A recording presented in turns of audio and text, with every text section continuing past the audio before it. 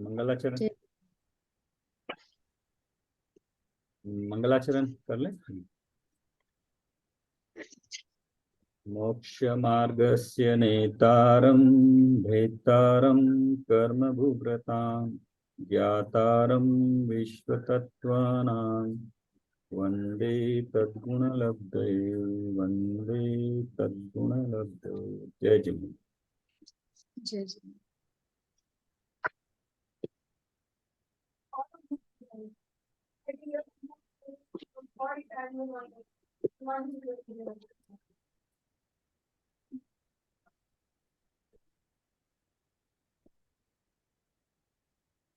ये नवे अधिकार में हमने तत्वार्थ सूत्र के अभी तक संवर के कारणों में गुप्ती, समिति, धर्म, अनुप्रेक्षा, परिचय और चारित्र के बारे में देखा। और उसमें मेन बात ये थी कि आत्मा की वितराग पूर्व अवस्था के साथ जो बाह्य अवस्था थी वो थी। मेन था वितराग अवस्था, अंदर में शुद्ध की। इसको वापस फेंकेंगे ना। संवर के बाद अभी निर्जरा में तप के बारे में डिस्कस कर रहे हैं। तप के बारे में बताया था, अंतरंग और बहिरंग तप, और 12 तप बताए थे, 6 बाह्य तप और 6 अंतरंग तप। और ये बाह्य से अंतरंग आखिरी में 12वां तप ध्यान सबसे उत्कृष्ट तप है। तो उसमें हमने अभी कल अंतरंग तप के उसमें पहला प्रायश्चित तप देखा था, जिसमें ये शुद्धि में दोष लगने पर आत्म आलोचना करना प्रायश्चित तप था। उसमें इसके प्रकार देखे थे 9 प्रकार। उसके बाद अभी आज विनय तप है, वहां से पढ़ना है। पढ़िए कोई प्लीज।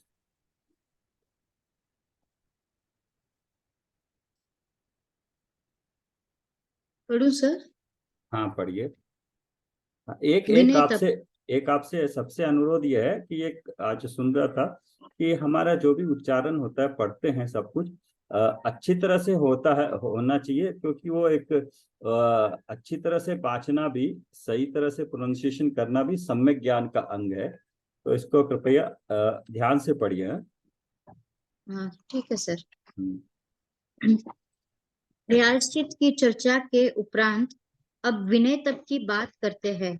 ज्ञान दर्शन चारित्रोपचारा। ज्ञान विनय दर्शन विनय, ज्ञान विनय दर्शन विनय, चारित्र विनय और उपचार विनय, इस प्रकार ये 4 प्रकार का विनय तप है। ज्ञान विनय निश्चय विनय है और ज्ञानी की विनय उपचार विनय है। दर्शन विनय निश्चय विनय है और सम्यक दृष्टि की विनय उपचार विनय है। चारित्र की विनय निश्चय विनय है और चारित्रवंतों की विनय उपचार विनय है। इस प्रकार ज्ञान दर्शन चारित्र की विनय निश्चय विनय और इनके धारक देव गुरुओं की विनय औपचारिक विनय है। विनय तब धर्म का भेद है, अतः इसका उपचार भी धर्मात्माओं में ही किया जा सकता है, लौकिक जनों में नहीं, माता पिता आदि में भी नहीं। बिना विचारे जहां तहां नमने का नाम विनय तप नहीं है। वैनयिक मिथ्यात्व है। विनय अपने आप में अत्यंत महान आत्मिक दशा है। सही जगह विनय होने पर जहां वह तप का रूप धारण कर लेती है, वहीं गलत जगह की गई विनय अनंत संसार का कारण बनती है। विनय सबसे बड़ा धर्म, सबसे बड़ा पुण्य एवं सबसे बड़ा पाप भी है। विनय तप के रूप में सबसे बड़ा धर्म 16 कारण भावनाओं में विनय संपन्नता के रूप में तीर्थंकर प्रकृति के बंध का कारण होने से सबसे बड़ा पाप, सबसे बड़ा पुण्य और विनय मिथ्यात्व के रूप में अनंत संसार का कारण होने से सबसे बड़ा पाप है। विनय के प्रयोग में अत्यंत सावधानी आवश्यक है। कहीं ऐसा ना हो कि आप जिसे विनय तब समझकर कर रहे हो वह विनय मिथ्यात्व हो। इस प्रकार ध्यान रखिए कि कहीं आप विनय तप या विनय संपन्नता भावना के नाम पर विनय मिथ्यात्व का पोषण कर अनंत संसार तो नहीं बढ़ा रहे हैं। इसमें तीन आत्मा के गुण लिए हैं ना, जो दर्शन ज्ञान चारित्र, वो जो गुण है उनको निश्चय से निश्चय विनय कहा है, और उनको धारण करने वाले गुरुओं को व्यवहार उपचार से विनय कहा है। धारक देव गुरुओं का विनय उपचार विनय। नेक्स्ट। आगे पढ़ो। हाँ हाँ। वयावृत तप। विनय तप के उपरांत अब वयावृत तप की बात करते हैं। तत्व संबंधी सूत्र इस प्रकार है। आचार्यों पर आचार्योपाध्याय तप श्री शैल शैक्ष ग्लान गण कुल संग साधु मनोज्ञानाम। आचार्य उपाध्याय तपस्वी शेष ग्लान शैक्ष गण। हाँ, शेष ग्लान शैक्ष गण क्या है सर? शैक्ष। शैक्ष हाँ शैक्ष ग्लान गण कुल संग साधु और मनोज्ञ, ये दश वेद वयावृत नामक अंतरंग तप के हैं। उक्त 10 प्रकार के साधुओं की सेवा ही 10 प्रकार के वयावृत तप है। जिसके निमित्त से व्रतों का आचरण करते हैं वह आचार्य कहलाता है। मोक्ष के लिए जिसके पास जाकर जिसे शास्त्र पढ़ते हैं वह उपाध्याय कहलाता है। माहोपवास आदि का अनुष्ठान करने वाला तपस्वी कहलाता है। शिक्षाशील शेक्ष कहलाता है। रोग आदि से कालांत शरीर वाला ग्लान कहलाता है। स्थाविरों की संतति को गण कहते हैं। दीक्षाचार्य के शिष्य समुदाय को कुल कहते हैं। 4 वर्ण के शमनों के समुदायों को संघ कहते हैं।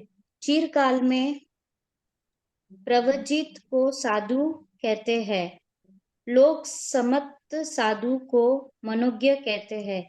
इन्हें व्याधि होने पर, परिचय के होने पर व मिथ्यात्व आदि के प्राप्त होने पर शरीर की चेष्टा द्वारा या अन्य द्रव्य द्वारा उनका प्रतिकार करना वयावृत तप है। हाँ, इसमें आगे टेबल पढ़ो वाली सर। किताब में दिया है, आचार्य व्रतों का आचरण कराएं, उपाध्याय श्रुत का अध्ययन कराए, तपस्वी महान उपवास आदि करें, साक्ष्य मतलब शिक्षा में शील हो, और ग्लान मतलब जिसमें ऐसे मुनि जिनको रोग हो, और गण व्रत मुनियों का समुदाय, उनको गण बोला है। कुल दीक्षक आचार्य का शिष्य समुदाय कुल, और संघ मतलब 4 वर्ण के मुनियों का समूह, साधु बहुत काल के दीक्षित, मनोज्ञ लोक सम्मत साधु। 4 प्रकार का संघ जिसको चतुर्थ संघ कहते हैं। उसमें ऋषि, मुनि, यति, अनगा। ऋषि मतलब रुद्धि प्राप्त हो गया, मुनि अवधि ज्ञानी मनपर्याय ज्ञानी, यति उपशम व क्षपक छेने वाली मुनि, अनगा शेष सभी मुनि। और ऋषि में राजश्री, ब्रह्मर्षि, देवर्षि, परमर्षि, और उनको रुद्धियों के नाम बताएं। प्राप्त रुद्धियों के नाम राजश्री को विक्रिया, अक्षिण, महानस, ब्रह्मर्षि को बुद्धि, सर्व औषधि आदि, देवर्षि को चारण रुद्धि होती है, और परम ऋषि को केवल ज्ञान की रुद्धि होती है। इस प्रकार से वैयाव्रत, इनको अगर व्याधि होने पर शरीर की चेष्टा द्वारा अन्य द्रव्य द्वारा उनका प्रतिकार करना वैयाव्रत तप है। आगे पढ़िए। आगे पढ़ो। हाँ। यह समाधि की प्राप्ति वि, वि, वि, विचिकित्सा, क्या है सर? विचिकित्सा विचिकित्सा का अभाव, विचिकित्सा का अभाव और प्रवचन वात्सल्य की अभिव्यक्ति, अभिव्यक्ति अभिव्यक्ति। अभिव्यक्ति के लिए जाता है के लिए किया जाता है। 10 प्रकार के वयाव्रत तप में जिनकी सेवा की बात कही है वे सभी साधु ही है। तात्पर्य यह है कि वयावृत्ति मात्र साधुओं की ही है, साधुओं की ही ही की की जाती है। जाती है। गृहस्थों की नहीं। वयावृत्ति एक तप है, अंतरंग तप है, इसलिए उसकी मर्यादा साधुओं तक की ही है। वयावृत्ति के प्रसंग में जो लौकिक धारणा है, उसके संदर्भ में एक प्रश्न उपस्थित होता है कि वयावृत्ति करना तप है या कराना अर्थात दूसरों के पैर दबाना तप है या दूसरों से पैर दबवाना तप है। यदि पैर दबवाना तप है तो दाबना, फिर दाबना मतलब दबाने वाला, और दूसरों से पैर दबवाना मतलब जो दबवा रहा है। दो तरीके से बताया है। तो क्या वयावृत्ति जो दबाने वाला होता है उसकी होता है वयावृत्ति तप, या जो दबवा रहा है साधु है उसकी होती है? तो ऐसा क्वेश्चन किया है। यदि पैर दाबना तप है तो फिर पैर दबवाने वाला गृहस्थ दाबने के वाले, तप दाबने वाले मतलब जो दाबने दबा वाले रहा है पैर, वो तो ग्रस्त है, तो फिर उसको भी तप हो गया, तो ये गलत है। और दबवाने गृहस्थ मुनिराज के नहीं, जबकि तपस्वी मुनिराज को कहा जाता है। ये 12 तप है भी मुनिराजों के ही। के तप हुआ। हम्म। दबवाने वाले मुनिराज के नहीं, जबकि तपस्वी मुनिराज को कहा जाता है। ये 12 तप है, 12 तप है भी मुनिराजों के ही। यदि आप ये कहे कि पैर दबवाना तप है तो फिर ऐसा तप किसे स्वीकार ना होगा। दूसरे हमारी सेवा करे और सेवा करवाने से हम तपस्वी हो जावे, इससे अच्छा और क्या होगा। बिना विचारे हम सब पैर दबाते आ रहे हैं और मानते आ रहे हैं कि हम व्यावृत्ति कर रहे हैं। इसका फल हमें अवश्य मिलेगा। साथ ही यह भी मानते आ रहे हैं कि व्यावृत्त तप मुनियों के होता है। व्यावृत्ति का अर्थ सेवा होता है, यह सही है, पर सेवा का अर्थ पैर दबाना हमने लगा लिया है। पैर दबाना हमने लगा लिया है। व्यावृत्ति में पैर भी दबाए जाते हैं, पर पैर दबाना ही मात्र व्यावृत्ति नहीं है। सेवा स्व और पर दोनों की होती है। वास्तविक सेवा तो स्व और पर को आत्महित में लगाना है। आत्महित एकमात्र शुद्धोपयोग रूप दशा में है। शुद्धोपयोग रूप रहने के लिए निरंतर प्रयत्नशील रहना ही वास्तविक व्यावृत्ति है। यदि रोग आदि के कारण अपना या दूसरे साथी मुनिराज का चित्त स्थिरता को प्राप्त न हो पा रहा हो, तो पैर दबाना आदि के द्वारा उनके चित्त को स्थिरता प्रदान करना भी व्यावृत्ति है। किंतु बिना किसी कारण आराम से पैर दबवाते रहना कभी व्यावृत्ति नहीं हो सकती, और हो भी तो वह तप नहीं, अंतरंग तप तो कदापि नहीं। आगे पढ़ूं सर? हाँ, पढ़ लीजिए इसको, आप उसको कंप्लीट कर दीजिए। यस, अगला बाद में। यदि कोई मुनिराज भयंकर पीड़ा से कराह रहे हैं, उनका चित्त स्थिर नहीं हो पा रहा है, ऐसी स्थिति में उन्हें कोरा उपदेश देने पर उनके परिणामों में स्थिरता आना संभव नहीं है। पर यदि उनकी सेवा करते हुए उन्हें संबोधित किया जाए तो स्थिरता शीघ्र प्राप्त हो सकती है।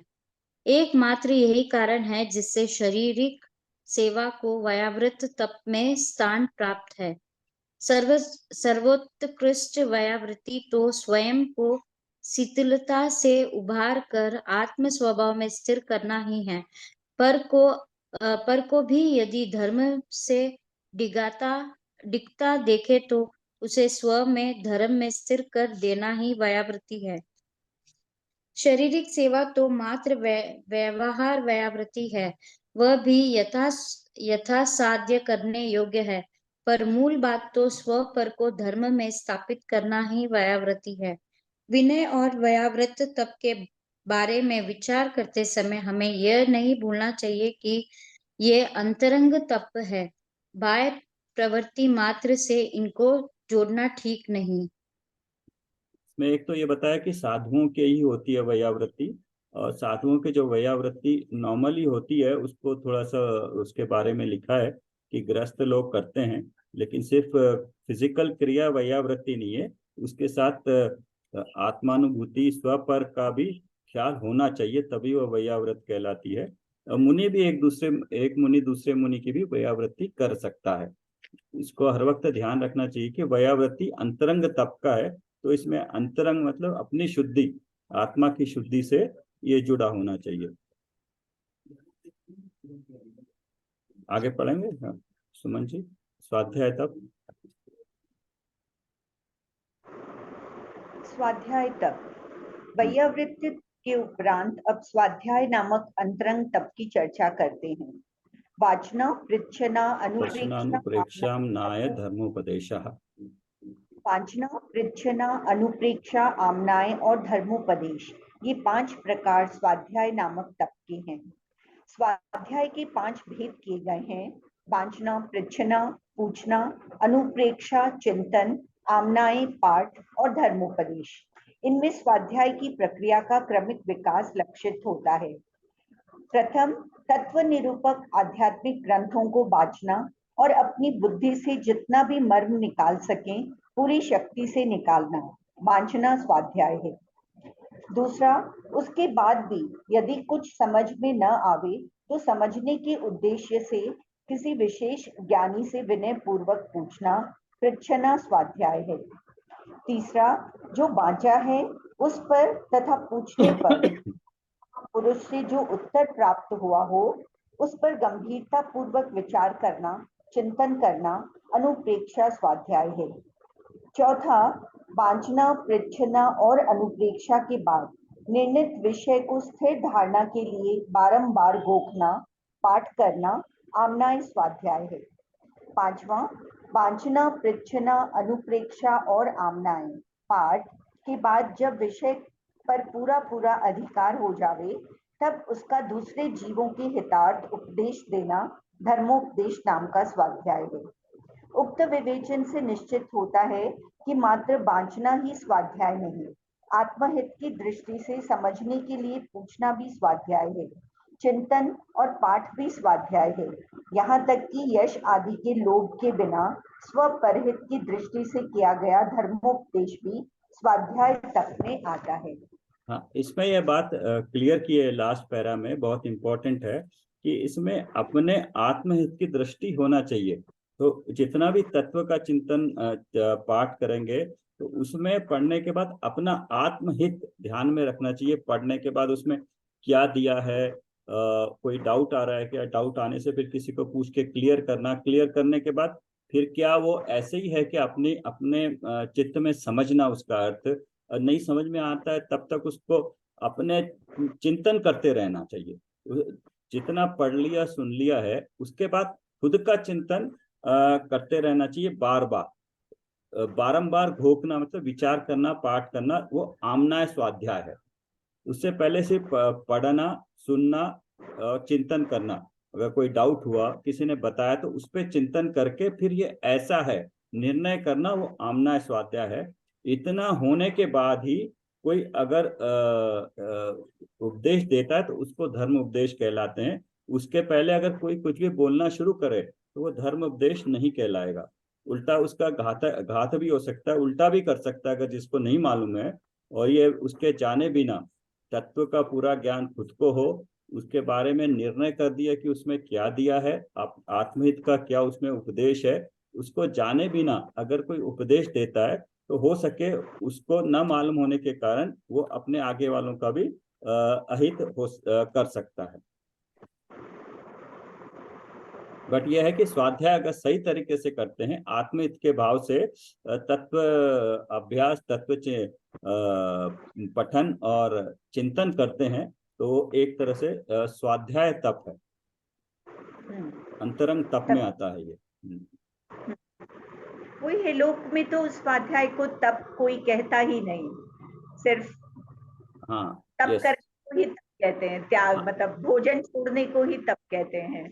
हाँ, वो बाहर की जितनी भी क्रिया है, इसलिए जिसको ये अध्ययन नहीं होगा तो अध्ययन नहीं होगा तो वो क्या करेगा, बाहर में जो प्रचलित है वो जो देखेगा सुनेगा वो वही करेगा और उसी को तप मान लेगा। लेकिन जो अध्ययन करेगा, स्वाध्याय करेगा, जैसे आपने कहा तो हमें पता है कि जो स्वाध्याय है ये भी एक तरह से तप है। ओनली थिंग उसमें अगर कोई हमारी त्रुटि हो रही है, कमी हो रही है, तो उसमें हमें ठीक कर लेना चाहिए कि हमारा स्वाध्याय आत्महित के लिए होना चाहिए। जितना भी है उसमें कोई डाउट है तो पूछ के क्लियर करना चाहिए। क्लियर करने के बाद फिर उसको अपना चिंतन करना चाहिए। दूसरे ने जो भी बताया अपने दिमाग से, अपने चिंतन में, अपने ज्ञान में उस बात का निर्णय होना चाहिए, तभी वो जाके आमनाय कहलाएगा। बिल्कुल सही कहा आपने। बाहर में चलता है तो बट अगर हमें हो जाए, ये पता चल जाए, उसके बाद हमें पता है कि स्वाध्याय भी अपना तप चल रहा है, मतलब हम सभी लोग भी अभी अंतरंग तप कर रहे हैं। हाँ, वही है। नहीं तो बाहर के तपस्वी लोगों को देखकर मन में बड़ी खेद खिन्नता होती है कि हम कर नहीं पा रहे हैं, वो लोग कितना तप करते हैं।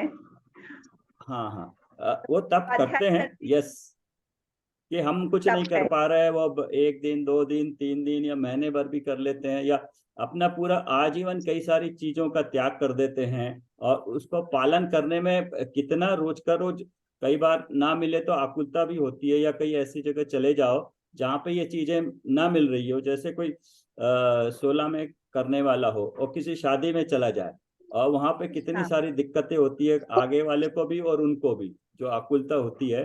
तो वो आकुलता फिर नजर आती है वो। लेकिन अगर हाँ अंतर में स्वाध्याय का तप हो तो बाह्य में फिर अपने आप होगा, फिर आकुलता नहीं हाँ होगी। और उस स्थिति में अगर कोई अनुकूल प्रतिकूल परिस्थिति भी बनती है तो वो उसको बिना कुछ चिंता करे पालन कर पाएगा, बिना कुछ देख दिखावे के पालन कर पाएगा, किसी को बताने की भी जरूरत नहीं है उसको। तो इसलिए अंतरंग में तप होगा तो बाह्य में तप अपने आप आएगा, आएगा। अपने आप आएगा। व्युत्सर्ग तप, त्याग को व्युत्सर्ग तप कहते हैं। वह 2 प्रकार का होता है। तत्संबंधी सूत्र इस प्रकार है। बाह्य बाह्य अभ्यंतरोपध्यो। बाह्य उपाधि त्याग और आभ्यंतर उपाधि त्याग के भेद से व्युत्सर्ग तप 2 प्रकार का होता है। बाह्य अभ्यंतर परिग्रह के त्याग को व्युत्सर्ग तप कहते हैं। आत्मा से अत्यंत भिन्न धन धान्यादि पदार्थों का त्याग करना बाह्य उपाधि त्याग नामक व्युत्सर्ग तप है। दूसरा, आत्मा में ही उत्पन्न होने वाले क्रोध मान माया लोभ आदि भावों का त्याग करना अभ्यंतर उपाधि त्याग नामक व्युत्सर्ग है। उक्त संदर्भ में सर्वार्थ सिद्धि नामक टीका ग्रंथ के विशेषार्थ में दिया गया सिद्धांत आचार्य पंडित फूलचंद जी का निम्नांकित कथन ध्यान देने योग्य है। यहाँ यह प्रश्न होता है कि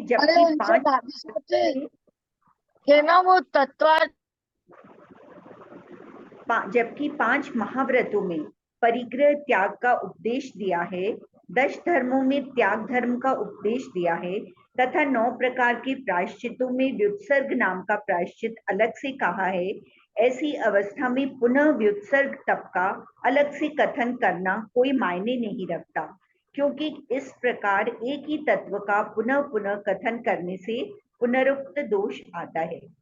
समाधान यह है कि 5 महाव्रतों में जो परिग्रह त्याग महाव्रत है, उसमें गृहस्थ संबंधी उपाधि के त्याग की मुख्यता है। त्याग धर्म में आहार आदि विषयक आसक्ति के कम करने की मुख्यता है। व्युत्सर्ग प्रायश्चित में परिग्रह त्याग धर्म में लगने वाले दोष के परिमार्जन की मुख्यता है, और व्युत्सर्ग तप में वसतिका आदि बाह्य व मनोविकार तथा शरीर आदि अभ्यंतर उपाधि में आसक्ति के त्याग की मुख्यता है। इसलिए पुनरुक्त दोष नहीं आता।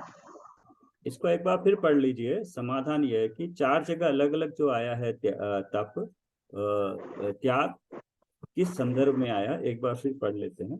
इसमें पहले में गृहस्थ संबंधी परिग्रह त्याग दिया, त्याग धर्म में आहार आदि विषयों की आसक्ति से कम करने की मुख्यता है, और प्रायश्चित में परिग्रह त्याग धर्म में लगने वाले दोष के परिमार्जन की है, और इस व्युत्सर्ग तप में वसिता का आदि बाह्य व मनोविकार तथा शरीर आदि अभ्यंतर उपधि में आसक्ति के त्याग की मुख्यता है। एक बार पढ़ लीजिए तो ये फिर से पढ़ो। हाँ पढ़ लीजिए। समाधान यह है, समाधान यह है कि 5 महाव्रतों में जो परिग्रह त्याग महाव्रत है, उसमें गृहस्थ संबंधी उपाधि के त्याग की मुख्यता है। त्याग धर्म में आहार आदि विषयक आसक्ति के कम करने की मुख्यता है। व्युत्सर्ग प्रायश्चित में परिग्रह त्याग धर्म में लगने वाले दोष के परिमार्जन की मुख्यता है और व्युत्सर्ग तप में वसतिका आदि बाह्य व मनोविकार तथा शरीर आदि अभ्यंतर उपदि में आसक्ति के त्याग की मुख्यता है, इसलिए पुनरुक्त दोष नहीं आता। हाँ, अभी नेक्स्ट टॉपिक बहुत इंटरेस्टिंग है, ध्यान तप। मेरे को एक डाउट है इसमें। हाँ। एक लाइन में आता है ना, आदि व्याधि और उपाधि, ये तीनों साथ में आता है। ये उपाधि का मतलब भी मुझे नहीं पता, और व्याधि तो बीमारी को बोलते हैं। आदि और उपाधि का मतलब मेरे को नहीं पता। ये अभी मुझे याद नहीं, बताता हूँ। तीनों आते हैं। एक है बीमारी से संबंधित है, एक शरीर से संबंधित है, और तीन है, मैं बताता हूँ आपको, ये है उसके हाँ, बारे में। ठीक। व्याधि तो रोग हो गया। हाँ, और आदि शरीर शारीरिक या मानसिक होगा सर? नहीं, आदि व्याधि है, वो आदि शरीर से उपाधि, संबंधित है। हाँ। जन्म जन्म से आदि संबंधित है। व्याधि और उपाधि। देख के बता दीजिएगा। हाँ, मुझे भी ख्याल नहीं आ रहा। अभी याद नहीं आ रहा है मुझे। ठीक है सर। मैं पढ़ूं या कोई हाँ, और पढ़िए। पढ़ेंगे? हाँ, पढ़िए, इसको पढ़िए। ध्यान तप। यह एक स्थापित सत्य है कि आज तक जो भी जीव आत्मा से परमात्मा बने हैं, रागी से वीतरागी बने हैं, अल्पज्ञ से सर्वज्ञ बने हैं, सांसारिक सुख दुखों से मुक्त होकर अनंत सुखी हुए हैं, वे सभी ध्यान की अवस्था में ही हुए हैं, आत्म ध्यान की अवस्था में ही हुए हैं। स्व में एकाग्र होना ध्यान तप है। भले ही पर में एकाग्र होना भी ध्यान हो, पर ध्यान तप नहीं। ध्यान तप तो समस्त पर एवं विषय विकारों से चित्त को हटाकर एक आत्मा में स्थिर होना ही है। यदि शुद्धोपयोग रूप ध्यान की दशा एक अंतर्मुहूर्त भी रह जावे तो केवल ज्ञान की प्राप्ति हो जाती है। समस्त तपों का सार ध्यान तप है।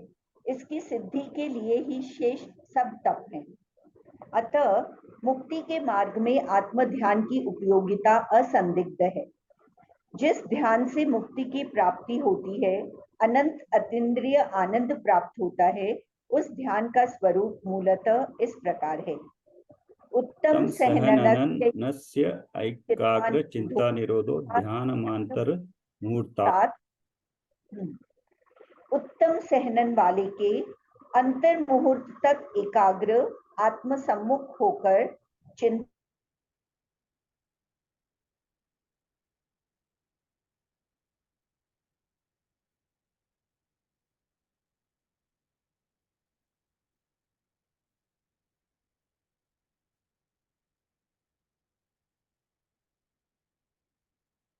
आप म्यूट हो गए, सुमन जी।